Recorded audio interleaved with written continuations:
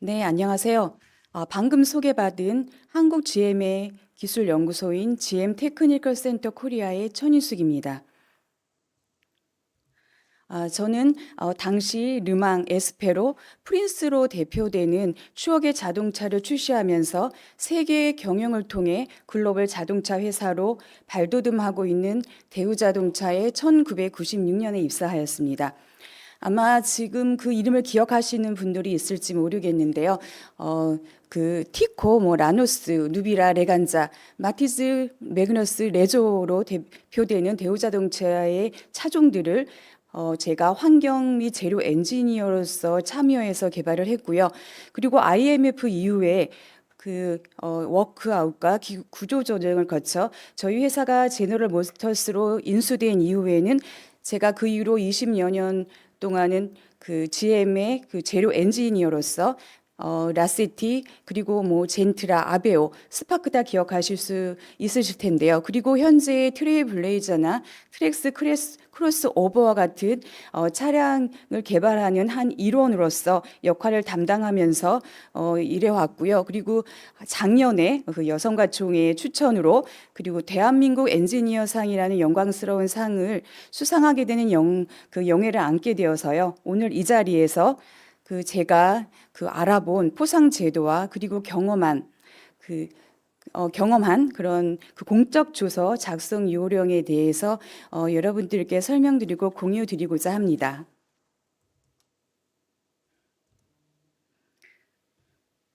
네, 솔직히 저도 지금까지 일해오면서 포상 제도에 관한 것들을 잘 알지도 못했고요. 그 포상 제도를 염두에 두고 일을 했던 것도 아마 이제 아니고요. 저희 회사가 외국계 회사인 만큼 어떤 경쟁적인 그러한 어떤 특허 발굴 활동이라든가 다양한 포상 제도에 노출되어 있지 좀 않았거든요.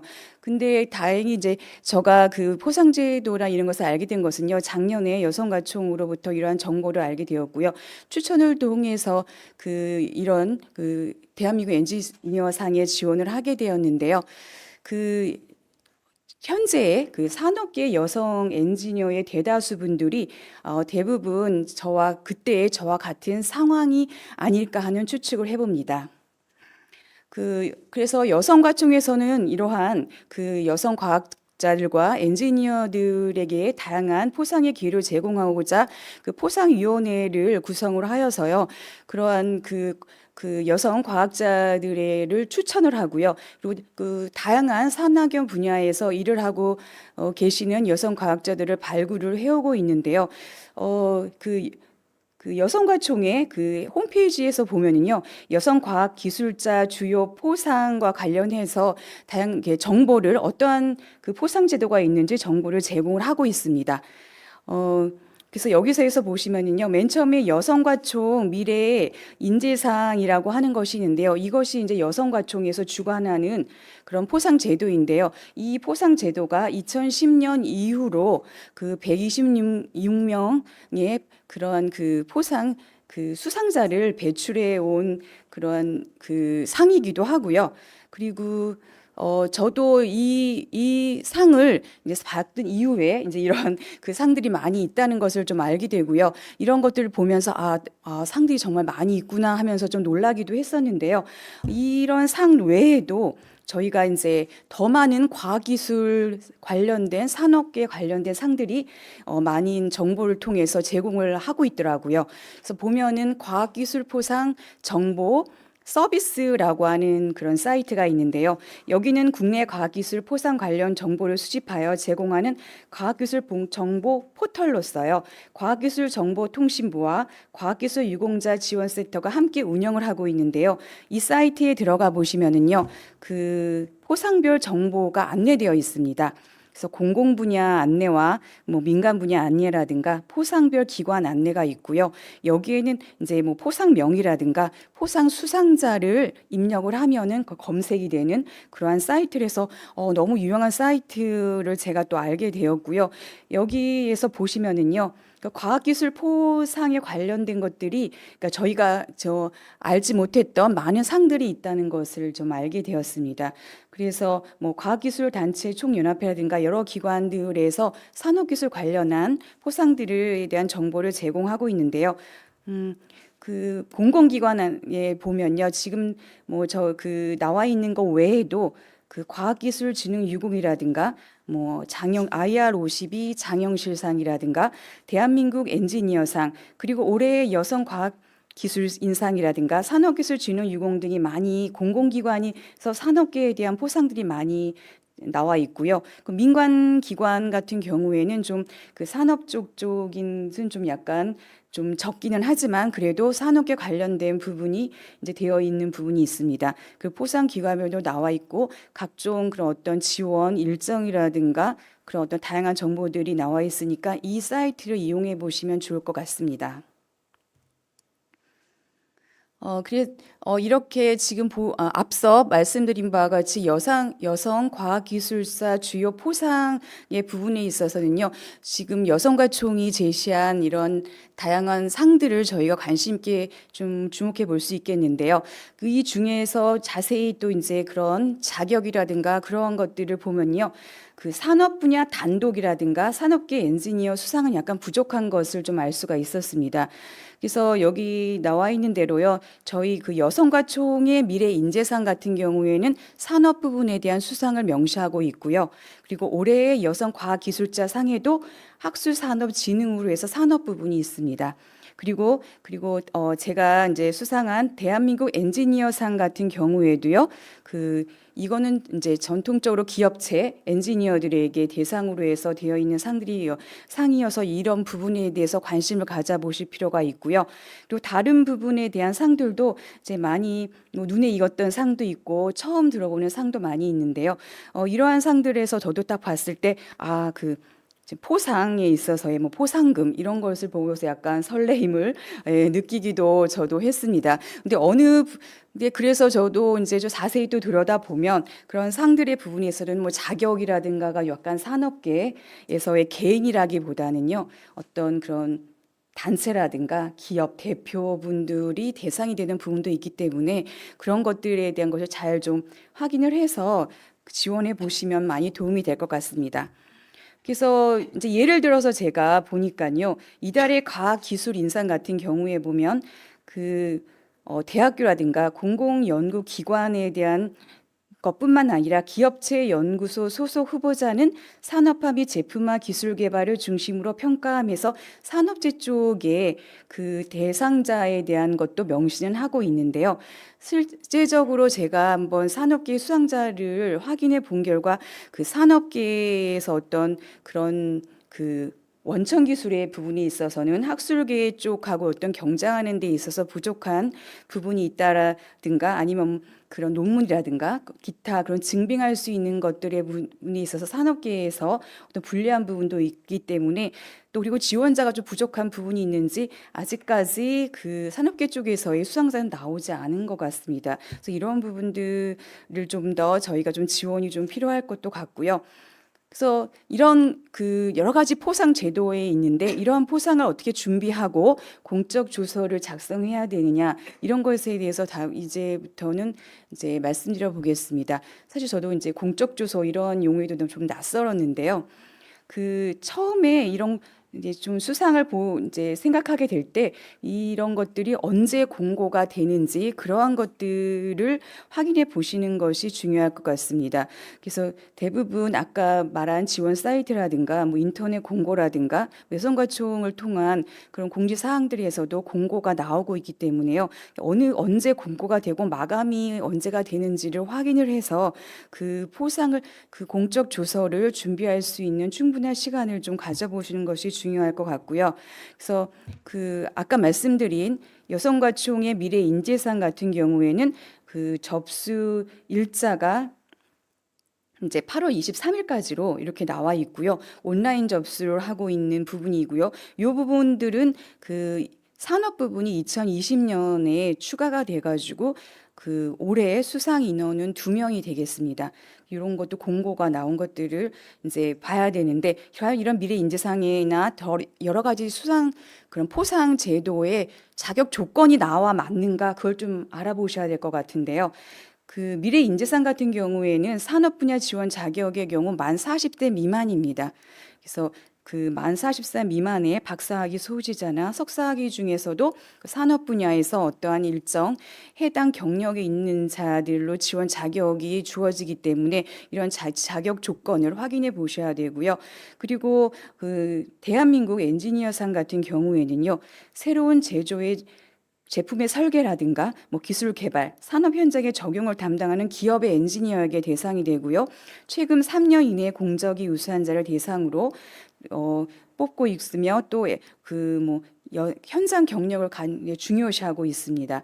그 대부분의 이런 그 포상들이 이렇게 자격 조건들이 보면요, 동일한 업적으로 이제 다른 쪽에서 타상이나 포상을 받는다는 제외한다고 하니까 이러한 부분도 좀 확인해 보시면서 그 자기에 맞는 그 포상을 지원해 볼야 될 것 같습니다. 그리고 이제 공적 조서를 작성하게 되면요, 일반적인 사항들이 있는데요. 그래서 그 신청 및 추천권자에 대한 내용이 있고요. 그 신청이나 뭐 추천은 소속 기업장의 장이라든가 관련 단체의 장 등 또는 전문가 몇몇인들이 이상의 연대를 추천하는 경우가 있습니다. 그 신청 접수는 온라인 접수를 하거나 또는 뭐 우편 접수 같은 것을 통해서 할 수 있으니까요. 어떤 경우는 그 온라인 접수만 받고 있으니까요. 이런 것들도 확인이 필요하고요.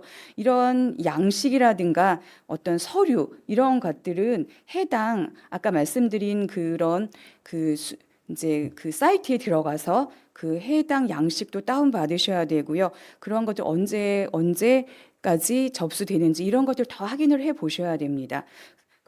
그리고 기본적으로 공통적으로 제출되는 서류에는요, 추천서가 있고요, 업적 증빙 자료가 있고요, 그리고 자격증 사본, 학술활동 및 연구개발 실적, 논문, 특허 같은 것들이 있고요, 개인정보 활용 동의서 같은 것이 있습니다. 그래서 필요한 서류들이 어떤 것이 있는지를 좀 확인을 미리 해보셔야 될 것 같고요. 그 심사 기준은 다른 학술계와 달리 산업계 같은 경우에는요, 이제 뭐 공통적인 거는 학술계나 뭐 산업계나 공통적으로는 대표적인 실적의 주요 내용으로서 실적의 탁월성이라든가 차별성, 뭐 복잡성 같은 것들을 이제 그 어떤 심사 기준으로 보고 있는데요. 산업계에서는 무엇보다도 경제, 산업적 파급 효과, 일자리 창출, 뭐 국민생활 개선 등 어떤 사회 경제적 기여도를 많이 보고 있는 것 같습니다.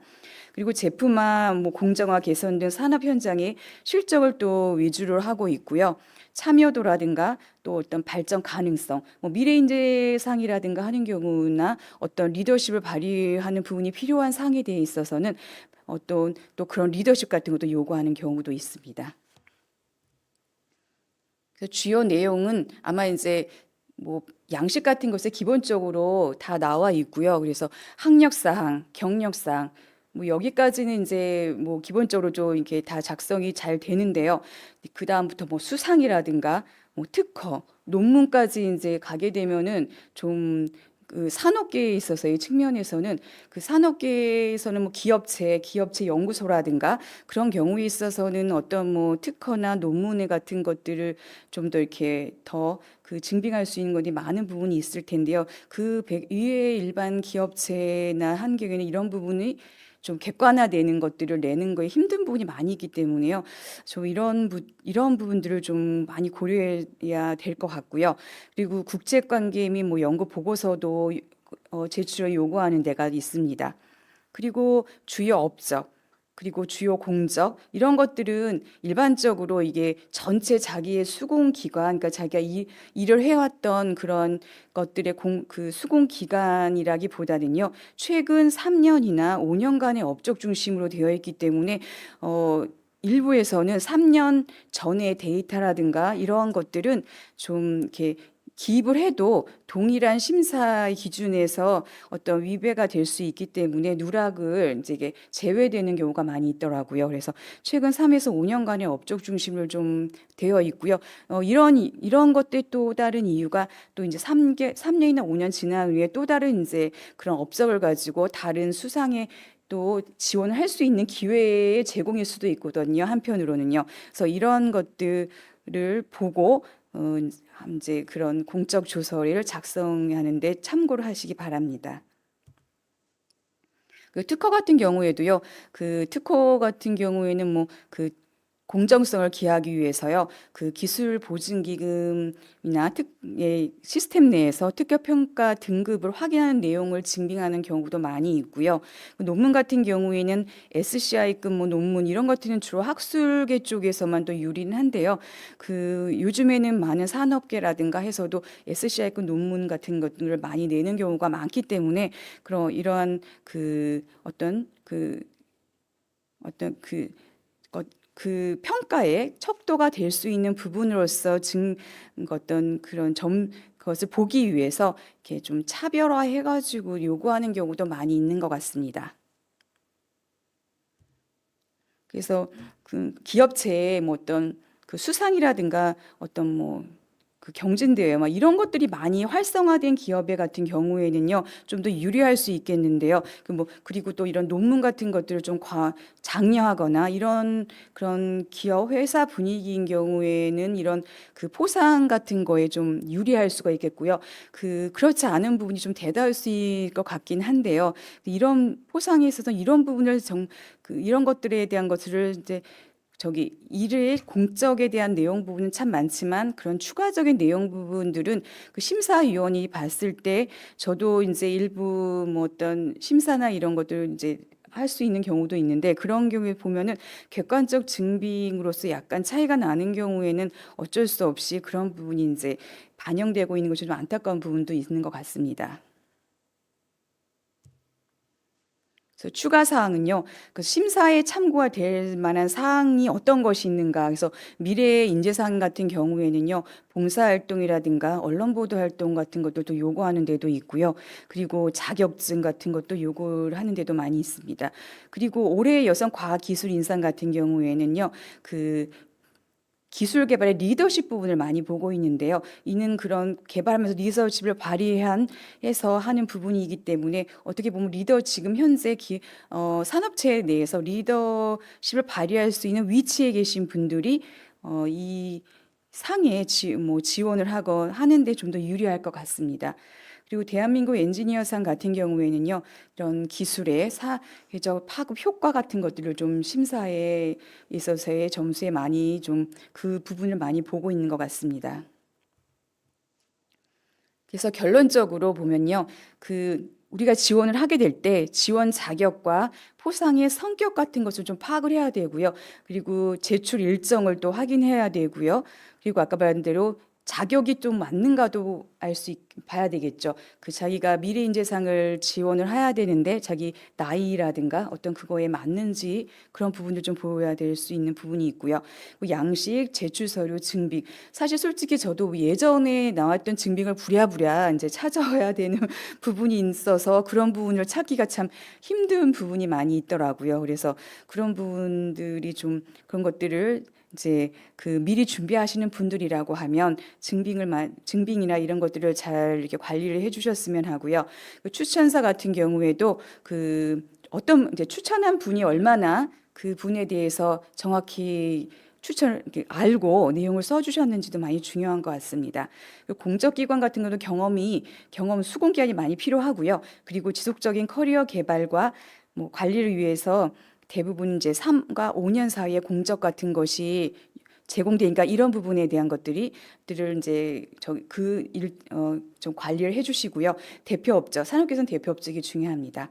그리고 그 외에도 봉사나 활동이나 리더십 같은 부분도 많이 플러스로 작용할 수 있기 때문에 이런 것들도 많이 관심을 가져주셨으면 합니다. 그래서 급히 말씀을 드렸는데요. 끝으로 이렇게 부족하나마 제 이런 내용들이 그 수사에 많은 도움이 되기를 바라겠으면서요. 그리고 한번 그 이런 수상에 도전을 해보시기를 응원드리면서 발표를 마치겠습니다. 감사합니다.